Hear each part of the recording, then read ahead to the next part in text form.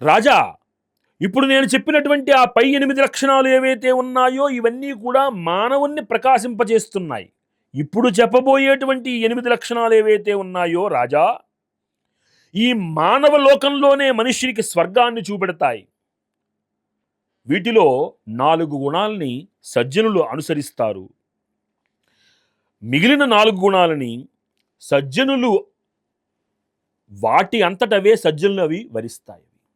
అది ఏమిటిట అంటే యజ్ఞోదానమధ్యయనం తపశ్చ చత్వార్యేతాన్యన్వతేనాని సద్భిః దమః సత్యమార్జన మాం నృశంస్యం చత్వార్యేతాన్యనుయానయంతి సంతః. ఇక్కడ చాలా జాగ్రత్తగా గమనించు రాజా.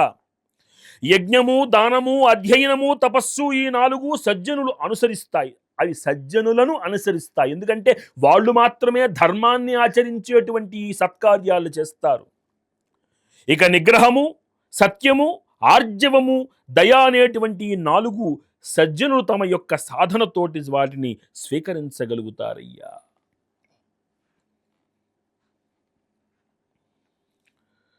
ధర్మ సాధనకి మార్గము కావాలంటే 8 లక్షణాలు కలిగి ఉండాలి.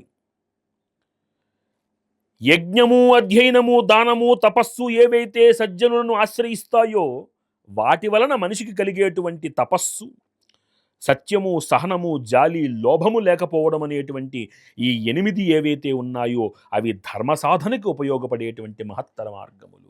లోభము లేకపోవడము చాలా విశిష్టమైనటువంటి ఒక లక్షణం ఇది. నాకున్న దానిలో నేను సత్కార్యాలను ఆచరించాలి, ధర్మాన్ని ఆచరించాలి, ధర్మాన్ని అనుసరిస్తూ ముందుకు వెళ్ళాలి. అంతే తప్ప నేను ఉన్నది దాచేసుకుని నాకేదో కావాలనుకుంటూ నేను ప్రయత్నించడం వల్ల ఉపయోగం లేదు. మనం మన సంపాదించిన పుణ్యాన్ని సైతము సమాజం కోసం ధారపోయాలి. మనలో జాలి కలిగి ఉండాలి, సహనం కలిగి ఉండాలి, సత్యాన్ని మనం చెప్పగలిగి ఉండాలి. అప్పుడే వాక్శుద్ధి కలుగుతుంది. ఆ వాక్శుద్ధి కలిగినప్పుడే నీ మాటకు ఒక విలువ ఏర్పడుతుంది, నీ కీర్తి ఇనుమడింపజేయబడుతుంది. కాబట్టి రాజా, ఇవన్నీ కూడా నీకు ఉండవలసినటువంటి ఈ లక్షణాలన్నీ కూడా ప్రతి వ్యక్తిని కూడా ధర్మ సాధనకు ఉపయోగపడేటట్టుగా నడిపిస్తాయ్యా. కాబట్టి నువ్వు జాగ్రత్తగా గమనించాలి అన్నాడు ఆయన. వృద్ధులు లేకుండా ఒక సభను నీవు నడుపుదాము అంటే అది సభ కాదు. ఎందుకంటే అనుభవం లేనటువంటి వ్యక్తులు కలిగిన చోట నీకు సరైనటువంటి సలహా సంప్రదింపులు ఉండవు. ధర్మం చెప్పేటువంటి వృద్ధులు లేకపోతే అది ధర్మమే కాదు. సత్యము లేని చోట ధర్మము నిలబడదు. కపటంతో కూడిన సత్యములో సత్యమన్న మాటే లేదు. కాబట్టి నీవు ఆ విధముగా నీ సభని సత్యవ్రతంగా వృద్ధులతో, అనుభవజ్ఞులతో నడపాలి. అంతా యంగ్ జనరేషన్ అనుకుంటూ అనుభవమైనటువంటి వాళ్ళని చులకనగా చూడటం సరికాదు. యువకులకు జ్ఞానం ఉంటుంది కానీ అనుభవం ఉండదు. అనుభవం ఉన్న చోట జ్ఞానంతో పని ఉంది. అనుభవమే జ్ఞానం అవుతుంది. ఇది చాలా విశిష్టమైన రహస్యం. ఇది సత్యం, రూపం, శృతం, విద్యా, కౌల్యం, శీలం, బలం, ధనం, శౌర్యం చ చిత్రభాష్యం చ దేశే మే స్వర్గయోనయః.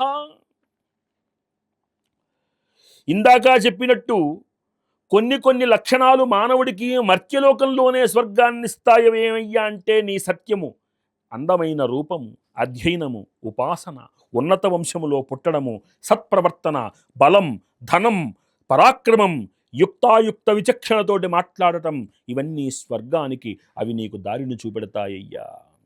ఎవరైతే మానవుడున్నాడో, పాపాసక్తి కలిగినటువంటి మానవుడు పాపాన్ని మాత్రమే చేస్తాడు, ఆ పాప ఫలితాన్ని అనుభవిస్తాడు.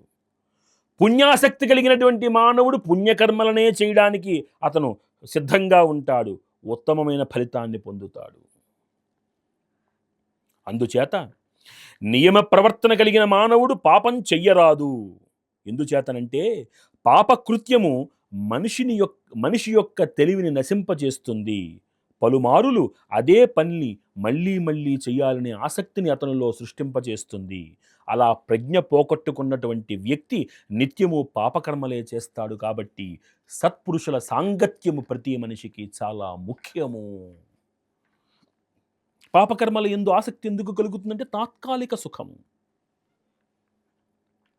ఆ తాత్కాలిక సుఖము ఉంటే దానికోసం వెంపర్లాడేటువంటి ప్రయత్నము. అది లేకుండా ఉండాలంటే ధర్మాచరణ, దైవానుసరణ, సజ్జన సాంగత్యము ఇవన్నీ అతన్ని కనుక నడిపిస్తే ఉత్తమమైనటువంటి స్థితిని పొందుతాడు.